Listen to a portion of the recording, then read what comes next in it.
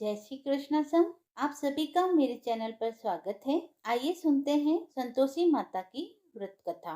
एक बुढ़िया थी, उसके 7 बेटे थे। 6 कमाने वाले थे, एक निकम्मा था। बुढ़िया माँ 6 बेटों की रसोई बनाती, भोजन कराती और कुछ जूठन बच जाती वह 7वें को दे देती थी। परंतु वह बड़ा भोला भाला था, मन में कुछ विचार नहीं करता था। एक दिन वह बहू से बोला, देखो मेरी माँ को मुझ पर कितना प्रेम है। वह बोली, क्यों नहीं, सबका झूठा बचा हुआ जो तुमको खिलाती है। वह बोला, ऐसा नहीं हो सकता है, मैं जब तक आंखों से न देख लूं मान नहीं सकता। बहू ने हंसकर कहा, देख लोगे तब तो मानोगे। कुछ दिन बाद त्योहार आया। घर में 7 प्रकार के भोजन और चूरमे के लड्डू बने। वह जांचने को सिर दुखने का बहाना कर पतला वस्त्र सिर पर ढक रसोई घर में सो गया। वह कपड़े में से सब देखता रहा। 6 भाई भोजन करने आए। उसने देखा, माँ ने उनके लिए सुंदर आसन बिछा, नाना प्रकार की रसोई परोसी और आग्रह करके उन्हें जिमाया। वह देखता रहा।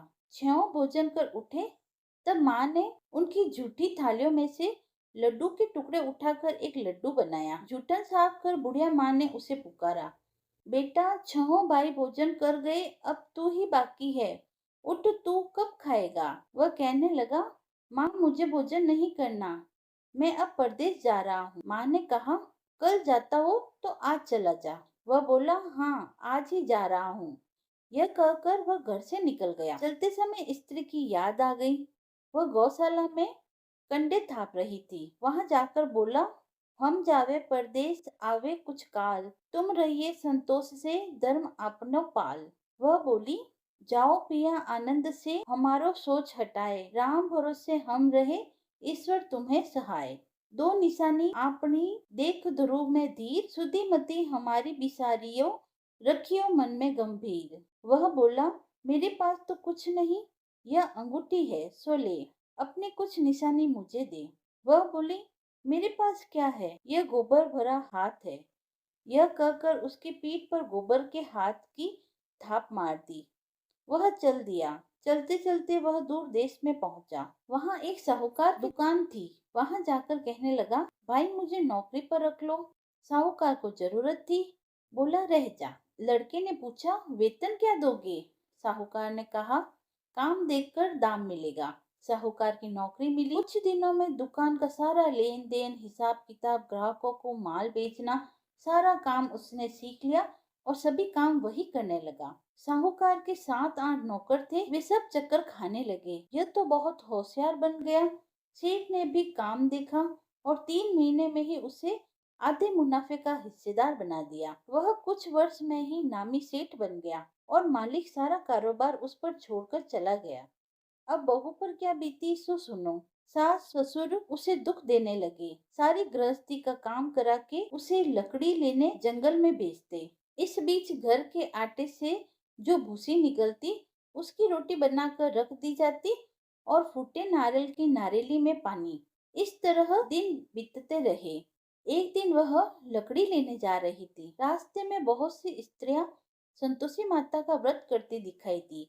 वह वहां खड़ी होकर कथा सुनने लगी और पूछा, बहनों तुम किस देवता का व्रत करती हो और उसको करने से क्या फल मिलता है। इस व्रत को करने की क्या विधि है। यदि तुम अपने इस व्रत का विधान मुझे समझा कर कहोगी तो मैं तुम्हारा बड़ा एहसान मानूंगी। तब उनमें से एक स्त्री बोली, सुनो, यह संतोषी माता का व्रत है। इसके करने से निर्धनता दरिद्रता का नाश होता है, लक्ष्मी आती है, मन की चिंताएं दूर हो जाती है, घर में सुख होने से मन की प्रसन्नता और शांति मिलती है, निपुति को पुत्र मिलता है, प्रीतम बाहर गया हो तो शीघ्र घर आ जाता है, कंवारी कन्याओं को मनपसंद वर मिलता है, राज द्वारे से बहुत दिनों से मुकदमा चल रहा हो तो खत्म हो जाता है, कलह कलेश की निवृत्ति हो, सुख शांति हो जाती है, घर में धन जमा हो, पैसा जायदाद का लाभ हो, रोग दूर हो जावे तथा और जो कुछ मन में कामना हो सो सब संतोषी माता की कृपा से पूरी हो जाती है। इसमें कोई संदेह नहीं है। वह पूछने लगी, यह व्रत कैसे किया जाता है, यह भी बताओ, तुम्हारी बड़ी कृपा होगी। वह कहने लगी, 1.25 आने का गुड़ चना लेना, इच्छा हो तो 5.25 आने का ले लेना, सहूलियत के अनुसार ले लेना, बिना परेशानी और श्रद्धा व प्रेम से जितना भी बन पावे सवाया लेना। प्रत्येक शुक्रवार को निराहार रहकर कथा सुनना। इसके बीच क्रम टूटे नहीं, लगातार नियम पालन करना। सुनने वाला कोई न मिले तो घी का दीपक जला उसके आगे या जल के पात्र को सामने रखकर कथा कहना, परंतु नियम न टूटने देना। जब कार्य सिद्ध न हो तो नियम का पालन करना और कार्य सिद्ध हो जाने पर व्रत का उद्यापन करना। 3 मास में माता फल पूरा करती है। यदि किसी के ग्रह खोटे भी हो तो भी माता वर्ष भर में कार्य सिद्ध करती है। फल सिद्ध होने पर उद्यापन करना चाहिए, बीच में नहीं। उद्यापन में 2.5 सेर आटे का खाजा तथा इसी परिणाम से खीर व चने का साग करना चाहिए। 8 लड़कों को भोजन कराना, जहाँ तक मिले देवर जेठ भाई बंधु के हो, न मिले तो रिश्तेदार और आस पड़ोस वालों को बुला लेना। उन्हें भोजन करा यथाशक्ति दक्षिणा दे माता का नियम पूरा करना। उस दिन घर में खटाई न खाना। यह सुन बुढ़िया की लड़की की बहू चल दी। रास्ते में लकड़ी के बोझ को बेच दिया और उन पैसों से गुड़ चने ले लिए। माता के व्रत की तैयारी कर आगे चली और सामने मंदिर देखकर पूछने लगी, यह मंदिर किसका है? सब कहने लगे, यह संतोषी माता का मंदिर है। यह सुनकर माता के मंदिर में जाकर चरणों में लौटने लगी। दीन हो विनती करने लगी, माँ, मैं निपट अज्ञानी हूँ, व्रत के कुछ भी नियम नहीं जानती हूँ, मैं दुखी हूँ। हे माता जगत जननी, मेरा दुख दूर कर, मैं तेरी शरण में हूँ। माता को दया आई। एक शुक्रवार बीता कि दूसरे को उसके पति का पत्र आया और तीसरे शुक्रवार को उसका भेजा हुआ पैसा आ पहुंचा। यह देख जेठ जेठानी मुंह सिकोड़ने लगी। इतने दिनों में इतना पैसा आ गया, इसमें क्या बड़ाई। लड़के ताने देने लगे। काकी के पास पत्र आने लगे, रुपए आने लगे। अब तो काकी की खातिर बढ़ेगी, अब तो काकी बोलने से भी नहीं बोलेगी। बेचारी सरलता से कहती, भैया कागज आवे रुपया आवे हम सब के लिए अच्छा ही है। ऐसा कहकर आंखों में आंसू भरकर संतोषी माता के मंदिर में आ मातेश्वरी के चरणों में गिरकर रोने लगी। माँ, मैंने तुमसे पैसा कब मांगा है? मुझे पैसे से क्या काम है? मुझे तो अपने सुहाग से काम है। मैं तो अपने स्वामी के दर्शन करना चाहती हूँ। तब माता ने प्रसन्न होकर कहा, जा बेटी, तेरा स्वामी आवेगा। यह सुनकर खुशी से बावली होकर घर में जा काम करने लगी। अब संतोषी माँ विचार करने लगी, इस भोली पुत्री को मैंने कह तो दिया कि तेरा पति आवेगा, पर कैसे? वह तो इसे स्वप्न में भी याद नहीं करता।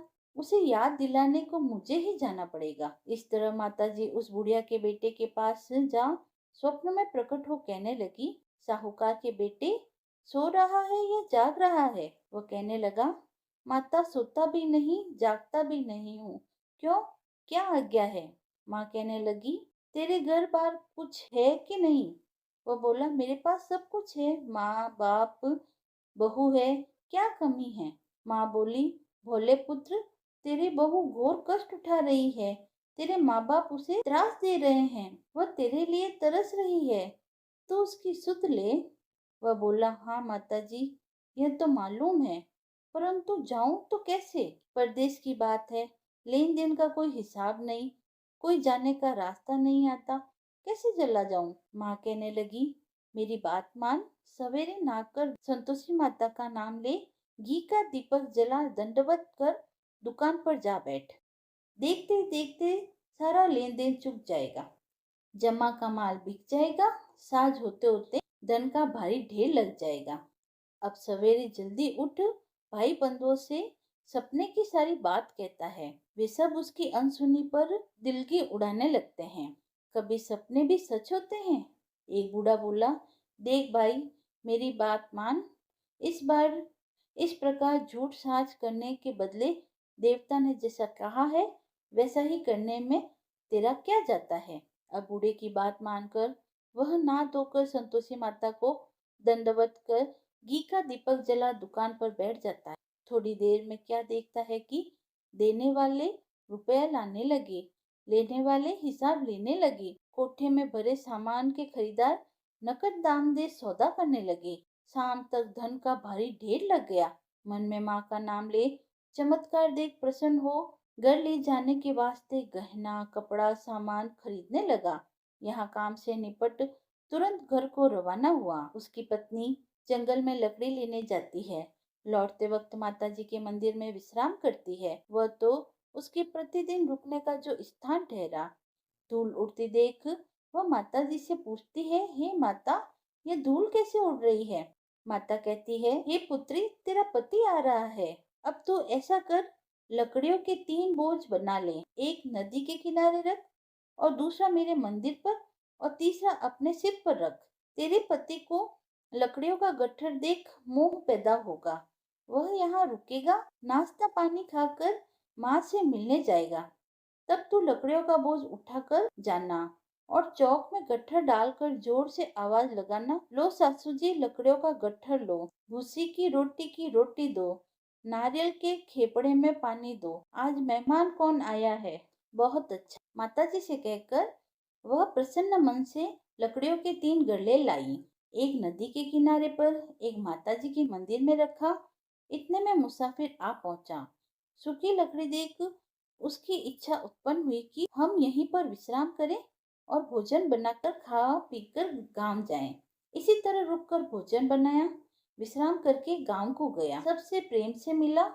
उसी समय सिर पर लकड़ी का गट्ठर लिए वह उतावली सी आई। लकड़ियों का भारी बोझ आंगन में डालकर जोर से 3 आवाज देती है, लो सासू जी, लकड़ियों का गट्ठर लो, भूसी की रोटी दो, आज मेहमान कौन आया है? यह सुनकर उसकी सास बाहर आकर अपने दिए हुए कष्टों को भुलाने हेतु कहती है, बहू, ऐसा क्यों कहती है? तेरा मालिक ही तो आया है। आ बैठ, मीठा भात खा, भोजन कर, कपड़े गहने पहन। उसकी आवाज सुन उसका पति बाहर आता है। अंगूठी देख व्याकुल हो जाता है। माता से पूछता है, माँ, यह कौन है? माँ कहती है, बेटा, ये तेरी पत्नी है। आज 12 वर्ष हो गए जब से तू गया है। तब से सारे गांव में जानवर की तरह भटकती फिरती है। घर का कामकाज कुछ करती नहीं, 4 पहर आकर खा जाती है। अब तुझे देख भूसी की रोटी और नारियल के खोपड़े में पानी मांगती है। वह लज्जित हो बोला, ठीक है माँ, मैंने इसे भी देखा, तुम्हें भी देखा है। अब दूसरे घर की ताली दो, उसमें रहूंगा। अब माँ बोली, ठीक है बेटा, जैसी तेरी मर्जी हो सो कर। यह कहकर ताली का गुच्छा पटक दिया। उसने ताली लेकर दूसरे मकान की तीसरी मंजिल का कमरा खोल सारा सामान जमाया। एक दिन में राजा के महल जैसा ठाट बाट हो गया। अब क्या था, बहू सुख भोगने लगी। इतने में शुक्रवार आया। उसने अपने पति से कहा, मुझे संतोषी माता के व्रत का उद्यापन करना है। उसका पति बोला, अच्छा, खुशी से करो। वह उद्यापन की तैयारी करने लगी। जेठानी के लड़कों को भोजन करने के लिए कहा। उन्होंने मंजूर किया, परंतु पीछे से जेठानी ने अपने बच्चों को सिखाया, देखो रे, भोजन के समय सब लोग खटाई मांगना, जिससे उसका उद्यापन पूरा न हो। लड़के जिमने आए, खीर खाना सब पेट भरकर खाया, परंतु बाद में खाते ही कहने लगे, हमें खटाई दो, खीर खाना हमको नहीं पाता, देखकर अरुचि होती है। वह कहने लगी, भाई, खटाई किसी को नहीं दी जाएगी, ये तो संतोषी माता का प्रसाद है। लड़के उठ खड़े हुए, बोले, पैसे लाओ। बोली बहू कुछ जानती नहीं थी, उन्हें पैसे दे दिए। लड़के उसी समय हट करके इमली खटाई ले खाने लगे। यह देखकर बहू पर माताजी ने कोप किया।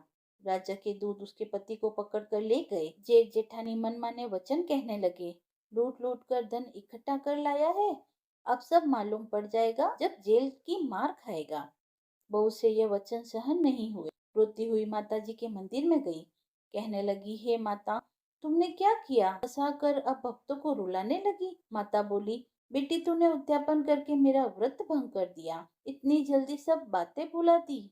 वो कहने लगी, माता, भूलती तो नहीं, न कुछ अपराध किया है। मैंने तो भूल से लड़कों को पैसे दे दिए थे, मुझे क्षमा करो, मैं फिर तुम्हारा उद्यापन करूंगी। माँ बोली, अब भूल मत करना। वह कहती है, अब भूल नहीं होगी माँ, अब बतलाओ वे कैसे आवेंगे? माँ बोली, जा पुत्री, तेरा पति तुझे रास्ते में आता मिलेगा। वह निकली, राह में पति आता मिला। वह पूछती है, तुम कहाँ गए थे? वह कहने लगा, इतना धन जो कमाया है उसका टैक्स राजा ने मांगा था, वह भरने गया था। वह प्रसन्न हो बोली, भला हुआ, अब घर को चलो। घर गए। कुछ दिन बाद फिर शुक्रवार आया। वह बोली, मुझे फिर माता का उद्यापन करना है। पति ने कहा, करो। बहू फिर जेठ के लड़कों को भोजन करने के लिए कहने गई। जेठानी ने एक दो बातें सुनाई और सब लड़कों को सिखाने लगी, तुम सब लोग पहले ही खटाई मांगना। लड़के भोजन से पहले कहने लगे, हमें खीर नहीं खानी, हमारा जी बिगड़ता है, कुछ खटाई खाने को दो। वह बोली, खटाई किसी को नहीं मिलेगी, आना हो तो आओ। वह ब्राह्मण के लड़के लाकर भोजन कराने लगी। यथाशक्ति दक्षिणा की जगह एक एक फल उन्हें दिया। संतोषी माता प्रसन्न हुई। माता की कृपा होते ही 9वें मास में उसके चंद्रमा के समान सुंदर पुत्र हुआ। पुत्र को पाकर प्रतिदिन माता जी के मंदिर को जाने लगी। माँ ने सोचा, यह रोज आती है, आज क्यों न इसके घर चलूं, इसका आसरा देखो तो सही। यह विचार कर माता ने भयानक रूप बनाया। गुड़ चने से सना मुख, ऊपर सूंड के समान होठ, उस पर मक्खियां भिन भिना रही थी। दहली पर पैर रखते ही उसकी सास चिल्लाई, देखो रे, कोई चुड़ैल डाकिन चली आ रही है। लड़को, इसे भगाओ, नहीं तो किसी को खा जाएगी। लड़के भगाने लगे, चिल्लाकर खिड़की बंद करने लगे। बहू रोशनदान में से देख रही थी। प्रसन्नता से पगली बंद चिल्लाने लगी, आज मेरी माताजी मेरे घर आई है। वह बच्चे को दूध पीने से हटाती है। इतने में सास का क्रोध फट पड़ता है। वह बोली, किसे देखकर उतावली हो रही है, जो बच्चे को पटक दिया। इतने में माँ के प्रताप से लड़के ही लड़के नजर आने लगे। वह बोली, माँ, मैं जिसका व्रत करती हूँ, यह वही संतोषी माता है। इतना कहकर झट से सारे किवाड़ खोल दिए। सबने माता जी के चरण पकड़ लिए और विनती कर कहने लगे, हे माता, हम मूर्ख हैं, अज्ञानी हैं, तुम्हारे व्रत की विधि हम नहीं जानते। व्रत भंग कर हमने बड़ा अपराध किया है। जगमाता, आप हमारा अपराध क्षमा करो। इस प्रकार माता प्रसन्न हुई। बहू को प्रसन्न हो, जैसा फल दिया वैसा माता सबको दे। जो व्रत कथा पढ़े सुने, उनके सभी मनोरथ पूर्ण हो। बोलो संतोषी माता की जय। कथा समाप्त हुई। यदि आपको कथा पसंद आई हो तो आप मेरे चैनल को लाइक शेयर एंड सब्सक्राइब करें। धन्यवाद।